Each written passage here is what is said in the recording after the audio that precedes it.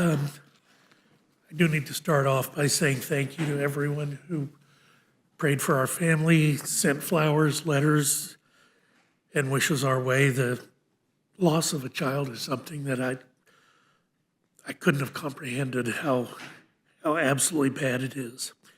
But your thoughts and prayers have helped our family as we've dealt with this new reality, and we appreciate all of you more than you know. Tonight is the last time, or maybe the penultimate last time, that I will chair the House Rules Committee. And I do want to begin the hearing by sharing a couple of words of appreciation and expressing my gratitude for the opportunity of a lifetime to serve as chairman of this exceptional committee. Being appointed to the role of chairman by Speaker Johnson has not been an easy ride, but I'm forever grateful that I've experienced this. Throughout my career, I've always made a point to say yes to a challenge. So when Speaker Johnson called me, I knew the right thing to do was to accept. I do want to take a moment and thank the Rules Committee staff who've worked so hard to ensure that I and other members of this committee are prepared and that good rules pass out of committee and get to the floor. Jennifer and Steve, our staff directors, staff assistants, you've all been loyal confidants, and I thank you all for your hard work and long nights. For the past 22 years, I've been blessed, and I've made a point to be surrounded by amazing, smart, and talented staff. Without each of them, I would not have gotten to where I am today. I would also like to, of course, thank each of our fellow members on the committee. Thank you for the hard work. Thank you for the time that each of you has put in. Starting the week off by sitting in this committee, sometimes late into the night, is not for the faint of heart. I appreciate each of you, and I appreciate your input. Thank you to my Republican colleagues for your continued commitment to prioritizing legislation that's in the best interest of Americans. And of course, I want to thank my ranking member, Mr. McGovern. You've challenged me in every single hearing, and there will come a time when I will look back fondly. It's not yet, on our time together, and from time to time, I may even miss our heated arguments. Look, this has been a phenomenal 22 years, and I don't need to take up any more time tonight talking about that because we do have work to do. Speaking of work to do, I want to address the elephant in the room. Obviously, with the federal government funding expiring at the end of this week, we are all anticipating an agreement on government funding. I think that everyone in this room, and I know the Speaker and the Appropriations Committee members, had hoped we'd be considering such an agreement today, but discussions remain ongoing. As soon as we receive word on an agreement and how to execute its passage, Ranking Member McGovern and members of the committee, you will be the first to know. But for now, this committee will remain on hold until we know what comes next. Today, the Rules Committee is convening to consider legislation that deals with the balance of power as a presidential administration ends. Current law, the Congressional Review Act, provides the primary check on regulatory overreach by allowing Congress to reverse a rule by resolution. However, that is a single rule. Any additional rule requires its own separate resolution. Administrations of both parties tend to overwhelm Congress at the end of their term with hundreds of new rules.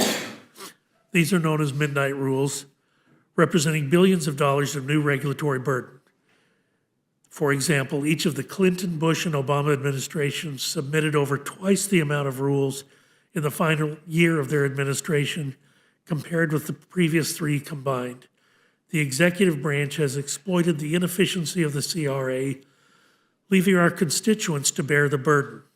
H.R. 115 makes the needed improvement to existing law to allow Congress to catch up on this expected onslaught of new regulations that predictably will happen as the Biden and Harris administration leaves office. This bill allows Congress to consider multiple rules at once, streamlining the process that Congress already employs with respect to the executive rulemaking. Doing so will allow Congress to keep up with the rapid pace of midnight rules, reining in federal bureaucracy at a time that it is most active.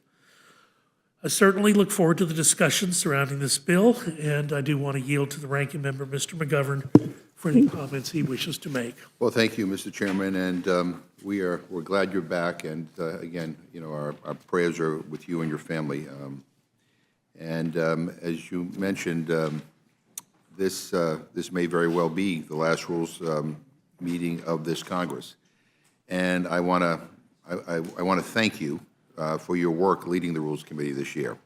I also want to thank the incredible staff, the majority and on the minority, who work incredibly hard, harder than most people can appreciate, for all their work as well. You and I are about as far apart as anyone can get politically, but I've been honored to work with you, and I wish you well in your next steps. As you reminded me, your portrait is hanging on this side of the, the committee room, so I will look at you often because I can't avoid that, right? So, but frankly, even though we have a lot of differences politically, we do have stuff in common, and we both love this country. We both care deeply about this institution, and we both fight hard for the people we represent. And it has been an honor sharing this dais with you, Mr. Chairman, and on behalf of everyone on our side. We're going to miss you. So, but this is what you won't miss, what I'm about to say about what we're doing here today. Let me also begin by sharing our prayers for the folks out in Madison, Wisconsin, where there's been yet another school shooting, this time the Abundant Life Christian School. Reports are saying that several innocent children have been injured. We know of at least 2 deaths that have been confirmed, a teacher and a student. It is really quite tragic. And I guess the question we need to ask ourselves is, when is enough finally enough? When are my colleagues going to stand up and give a damn about the gun violence in this country? It is insane. It is totally nuts that we are wasting more time here in the Rules Committee on bad legislation that will go nowhere, instead of actually doing something about issues like gun violence. If Republicans work with us, we could be passing the Assault Weapons Ban Act. We could be passing the Closing the Bump Stock Loophole Act. We could be passing the Bipartisan Background Checks Act, but we're not, because they refuse to lift a finger. They refuse to stand up to the NRA. They refuse to reject those donations that keep rolling in from the gun lobby. And so they do nothing to address the shootings in our schools and the violence in our streets. They won't lift a finger even though most gun owners want them to. And instead, they bring up absolutely pointless, absurd bills like the ones we're meeting on today. Does anyone really think we have to pass the Midnight Rules Relief Act?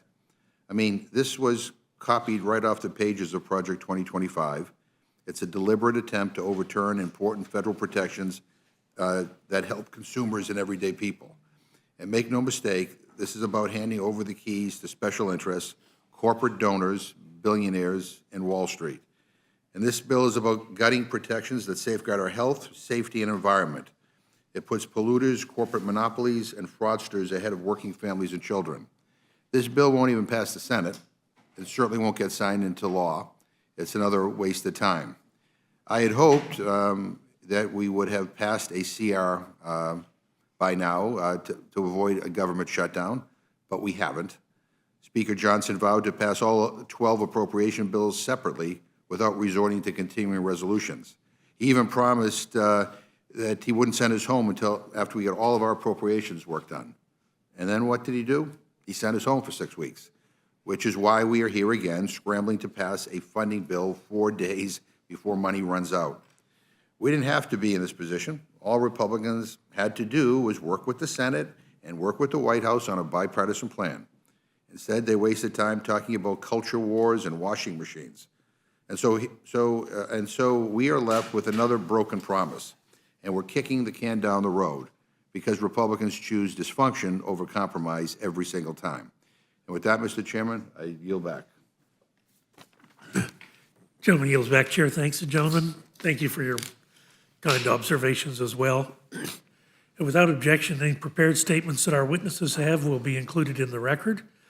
And I want to welcome our panel, Representative Biggs and Ranking Member Nadler, from the Committee on the Judiciary to the witness table.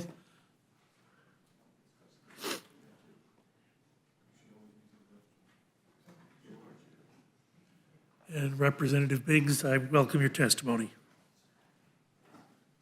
Thank you, Mr. Chairman, and I thank the committee and express my condolences to you and your family as well. And glad to see you here today with us. And I would just point out that the Midnight Rules Relief Act of 2016, which looks a lot like the Midnight Rules Relief Act that I'm introducing, well, that was in the 114th Congress, and that's been pretty consistent. People have tried to effectuate that change repeatedly. And H.R. 115 is the Midnight Rules Relief Act, which will allow Congress to more effectively and efficiently oversee federal agency rulemaking. Under the Congressional Review Act, known as the CRA, executive agencies must report all promulgated rules to Congress. This reporting requirement allows Congress to properly consider federal regulations before they take effect. If Congress disapproves of a submitted rule, the CRA gives Congress the ability to pass a joint resolution to prevent an agency's rule from taking effect. This joint resolution receives procedural advantages during consideration, making the CRA an important tool for agency oversight. However, the CRA has a flaw that becomes apparent during the final year of every president's term, regardless of party. Currently, the CRA allows for only one rule to be included in a joint resolution. This means that Congress must consider a single, separate joint resolution for each agency rule it seeks to render unenforceable. This one-by-one limit to joint resolutions under the CRA slows Congress's oversight of agency rulemaking to a standstill.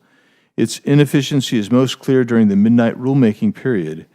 This period occurs during the last year of a president's term when executive agencies have historically issued regulations at an increased pace. In fact, during the Clinton, Bush, and Obama administration, agencies issued roughly 2.5 times more regulations during this period than in the other years of those presidents' terms. H.R. 115 would make Congress's oversight of federal agencies more efficient during the midnight rulemaking period. The Midnight Rules Relief Act will allow Congress to consider joint resolutions covering multiple agency rules if those rules have been issued during the final year of a president's term. This change would allow Congress to efficiently respond to the influx in agency regulations during the midnight hours of a president's term.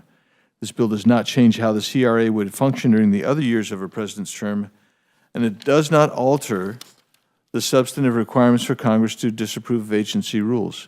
It simply allows us to better oversee agency rules issued during the midnight rulemaking period. I look forward to answering any questions you may have and urge your passage of this bill. Chair, thank the gentleman for his testimony. Ranking Member Nadler, you're recognized for your testimony. Thank you, Mr. Chairman. Mr. Chairman, first let me begin by offering my condolences to you, first of all. And second of all, by offering condolences to the people in Madison, Wisconsin, and by offering the observation that the United States is the only country in the world which has school shootings. The only one. The only time students in other countries may die or be wounded is because of bombings in war. We are the only country that has peacetime school shootings, and that is because of the obsequious nature of the relationship of the Republican Party in this country to the NRA. It is entirely the fault of the NRA and the Republican Party, which has refused to let us pass effective gun control legislation such as is in effect in other countries.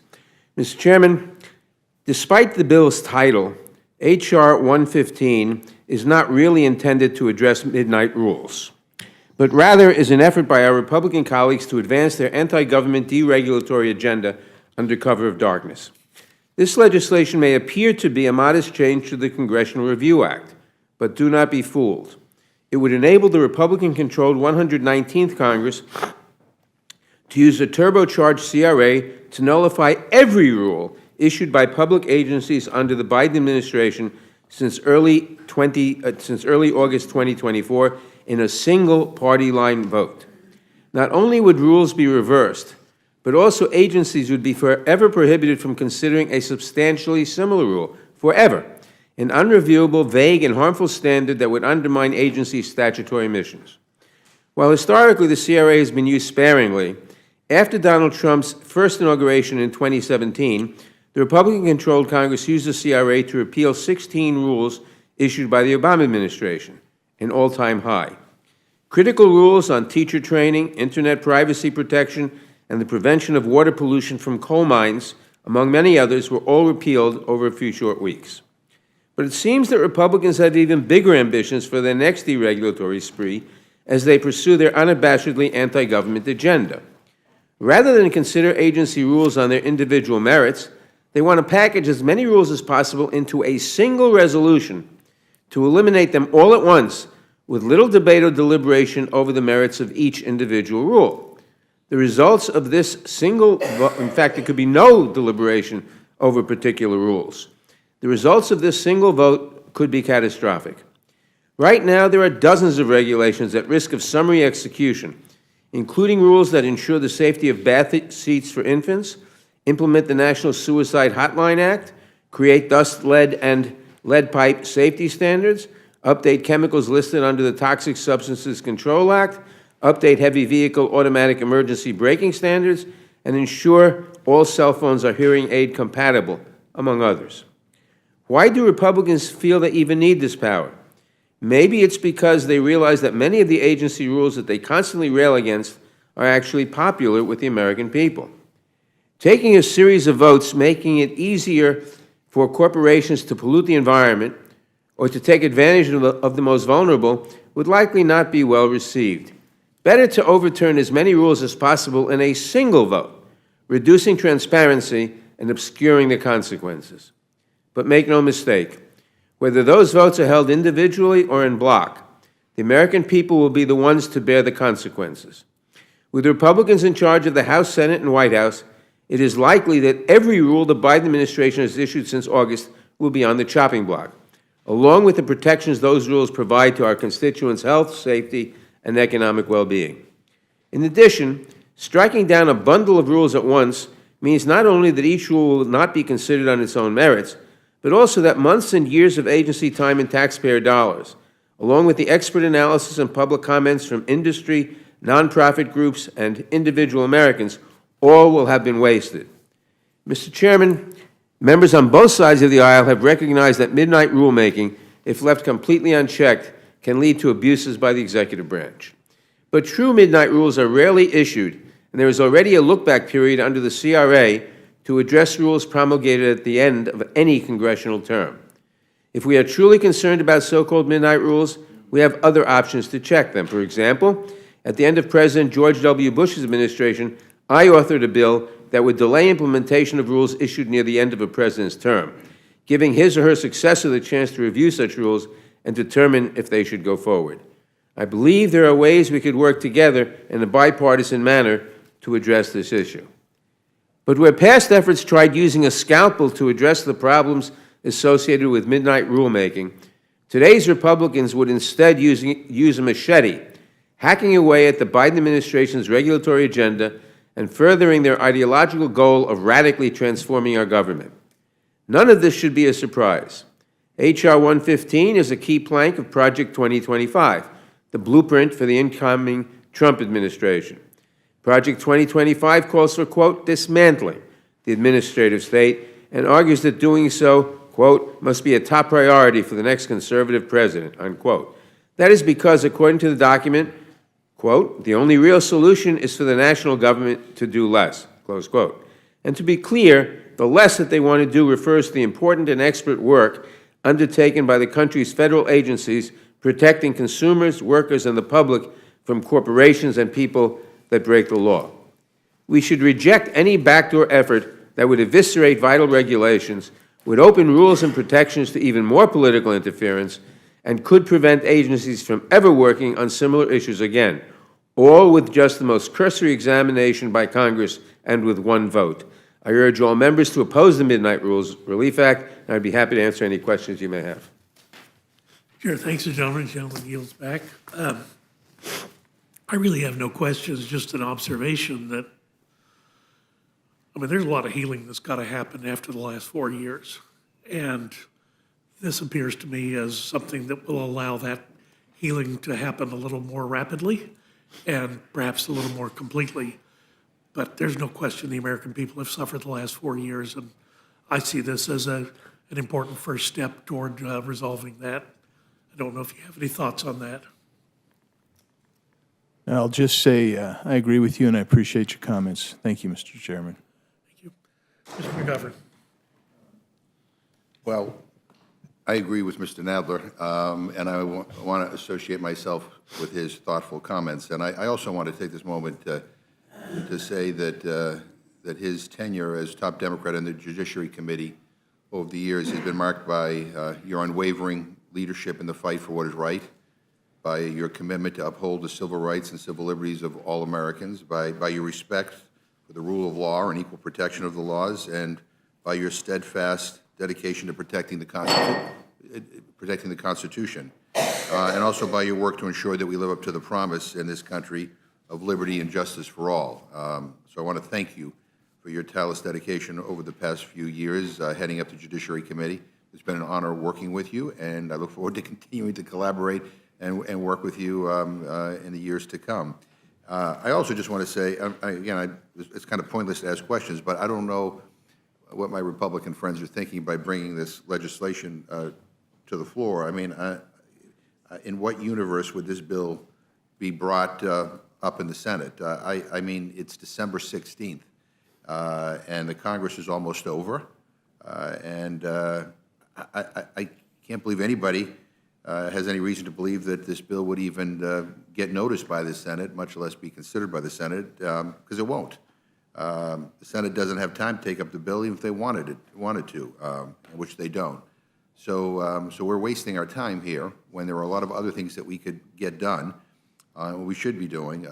And I regret that this is what we're meeting about. I was hoping our last Rules Committee meeting would be more substantive than this, but then again, we might meet again. So we'll wait and see.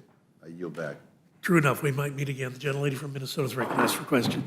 I just lost my, well, you guys know who I am, right?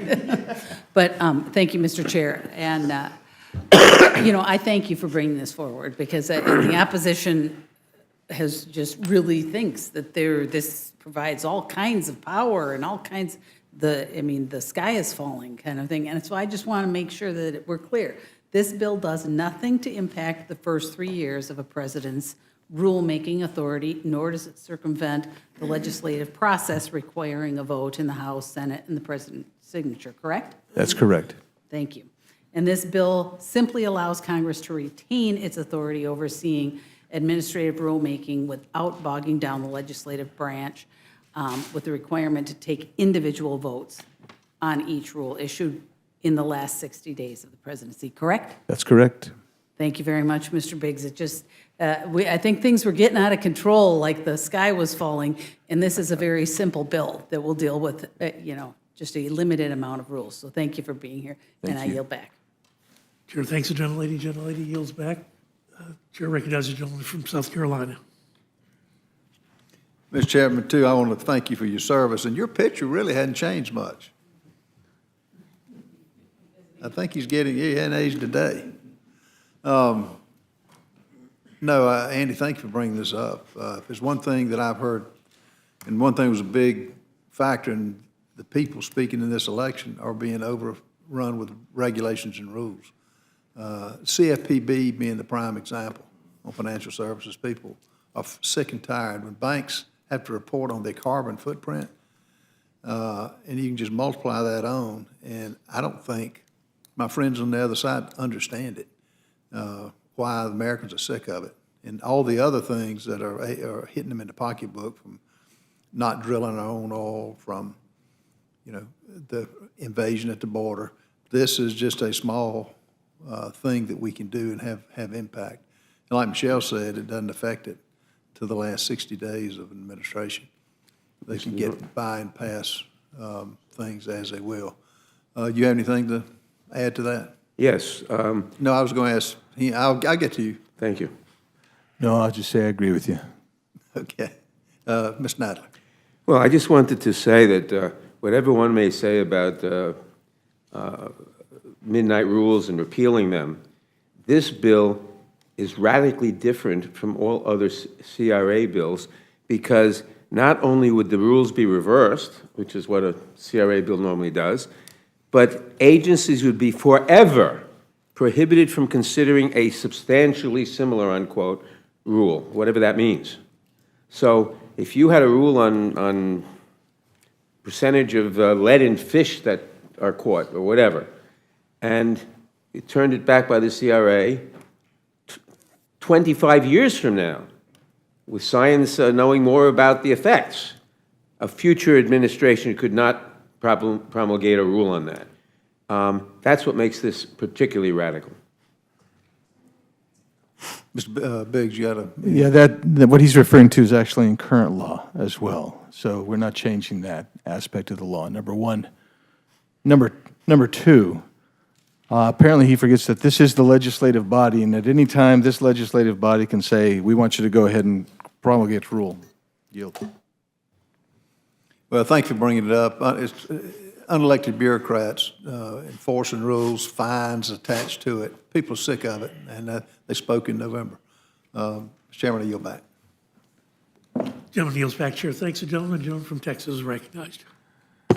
I think, Chairman, I too want to add our prayers for you and your family, Mr. Chairman, and how honored we've been to serve with you in this committee, and of course those of us in the Texas delegation, and you know, we had a great celebration of you last week, but you know, the biggest testament that I've seen to your character was your public sentiments expressed this past weekend about your faith, and I'm deeply appreciative of that. I know we want to move along. I would just simply say a couple of things on this point about the bill. We should all be deeply concerned about asserting Article 1 congressional power, all of us, on both sides of the aisle. We have for too long been allowing the executive branch in both parties to exercise significant amounts of administrative power. The court's decision in Chevron is at least a move in a direction that hopefully would give us more power. But both parties need to look in the mirror and understand if we're going to sit around and, you know, we're going to have some of my conservative brothers and sisters walk away from legislative appropriations, if we're going to want to take away tools that we have, we've got to actually have a strong Congress to check what is often an out-of-control executive branch, again, under both parties. This is a statement about the administrative state, the last-minute rulemaking. It gets done in both parties, but we should be concerned about this. I appreciate it. And the answer to the ranking member's question about why it's coming up now is because it's front of mind now. I mean, no, but in all honesty, I mean, that's to a fault, I would say, right? Because it's not easy for us to work on long-term policy fixes in March, you know, next year in the Trump administration, or whether it was 4 years ago under the Biden administration when everybody's coming out, they got a 100-day agenda and everybody's doing their stuff. And now people are looking at this going, well, there's a bunch of last-minute rulemaking, and we all observe it, and we see what's going on, and you want to do something about it. You want to assert congressional power. I applaud my friend from Arizona. I think you pointed out that this is modeled almost very similarly to the 115th Congress version of the bill. Project 25 was a big deal in the 115th Congress, I assume. Is that right, Mr. Biggs? Is that where you copied it, was in the 115th Congress? It was a gleam in someone's eye. But the only final point I'll make on this is, I wish we could have this is like a reverse rulemaking power in omnibus form. I wish we could have a reverse omnibus legislation, you know, because of what we're facing this week, which is going to be essentially a massive 2,000-page omnibus bill that's being negotiated that frankly gives me real concern. And we've got to get out of this. We've got to get out of this mode of legislating and this mode of doing things this way. And, you know, we didn't do what we should have done with respect to open rules and structured rules this year the way that we should have done it. We didn't. We have got to find a way to get this place to function again. And I hope that we can, with a renewed sense of spirit, in January, figure out how we can do that. But, you know, four corners negotiations of 2,000-page bills that are probably going to spend $150 billion plus, maybe $200 billion without being paid for, with massive policy implications across the spectrum is no way to do business. And it's germane to this point because rulemaking like this is no way to do business. Omnibus bills is no way to do business. And we got to change it or we'll all own it. So I appreciate it, gentlemen. I yield back. Chair, thanks you, gentlemen. Thanks for your comments, and gentleman yields back. The gentleman from Kentucky is recognized. Gentleman has no questions. The gentlelady from Indiana is recognized. Thank you, Mr. Chairman. I also want to express our condolences from our family for your loss, and also to thank you for your leadership of this committee. It's been a pleasure to serve with you in this Congress. I did think, Mr. Biggs, that this bill might be a bill that would prevent the Rules Committee from having to come back in and vote on rules after midnight, but I'm told that that's not the case, that this will not keep that from happening. But I do appreciate you bringing this. I was just looking at a chart and the number of lame duck rules and the frequency with which they increase toward the end of a president's term. You see those lines going straight up. And in fact, if we did not unblock some of these rules or some of this under a Congressional Review Act, if we did not unblock them, then we might run out of time to deal with the wave of expected rules that might happen during a lame duck in the last part of this year. So I thank you for bringing it. I don't have any questions. I just appreciate it, and you'll have my support. Thank you. Gentlelady yields back. The gentleman from Georgia is recognized for his questions. Thank you, Mr. Chairman. I agree with what Mr. Roy said about the administrative state that we currently live in, and I intend to support the bill. I do have a question, Mr. Biggs. It is not it's not 60 days pre inauguration. It would be from January 20th of 2024 that we have 60 days to en bloc, right? So it's a full 365 days of rules, not 60 days. Is that correct, the way I read it? It doesn't. It says the last year. It does, yeah, it doesn't amend the underlying bill in that area. So the last year of the presidential term, which would, depending on the way you want to count the days, be January 20th or 21st of the election year. 60 days from when Congress receives the bill. Is that right? Say that again? 60 days from when the Congress receives the reported bill. That's the look. I'm sorry, the reported rule. That's the look back. In the last year. So the way it's structured right now is within the last year of a presidential term. That's right. the That's 12 triggering. months. That's 12 months. So yes, so it would be from, the way I read it is January 2024, January 2025. But the triggering date is the date the rule has been reported to Congress, and then you got a 60-day period. So it's not 60 days from the inauguration of the new president. It's 60 days from, so you're going to have, so the rules are not going to all be reported on the same day, though. Right.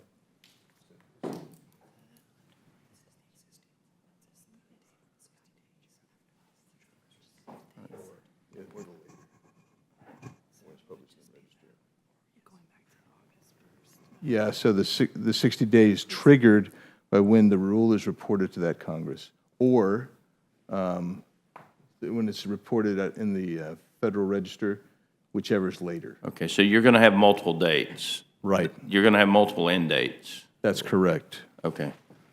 And I'm sorry for the confusion. Okay. I just want to make sure I was understanding it correctly. I would suggest this, and this is for all of us as members of the House. When an agency passes a rule, the authorizing committee should have the authority to reject that rule. Because there are a lot of rules passed that both Democrats and Republicans did not agree to and think are not in compliance with the law the way it was written. And I can tell you, in a lot of the states, the authorizing committees have the ability to reject a rule from the agency. So as we go into the next cycle, I think that would be something for us to discuss, is allowing the authorizing committees to reject the rule. I'm going to vote for it. Obviously, it's going to go to the Senate and probably not be signed into law, but I do think that we need to have further discussion about how we restrict the regulatory authority. They are not supposed to have as much power as they have. Obviously, when there's a Republican president and you got a Republican, we cede congressional power to the administrative branch. Then when the Democrats have it, then they cede the power. The executive branch of the United States was never supposed to be as powerful as it is. With that said, Mr. Chairman, I want to tell you that I am glad that I got to know you over the last 14 years. You are one of the better people that I have ever met, that is willing to set aside their personal life and serve in this institution. And this institution in this country are better because you have been willing to give as much of your time as you have, and your family given their time because you've been away from them a lot. So I appreciate you, and I want to thank you for your service. Well, you're very kind. I was going to...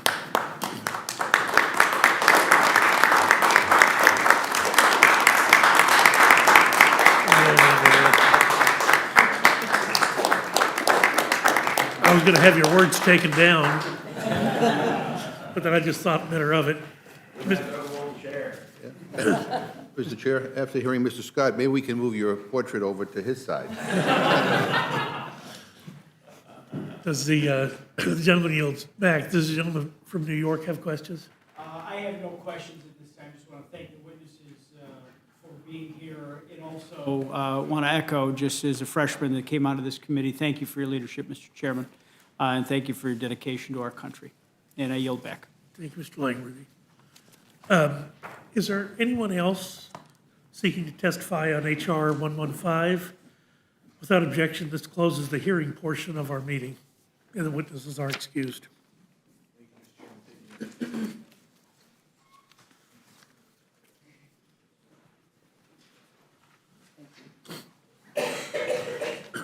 And the chair will be in receipt of a motion from the gentleman from Minnesota, Ms. Fishbach. Mr. Chair, I move the committee grant H.R. 115, the Midnight Rules Relief Act, a closed rule.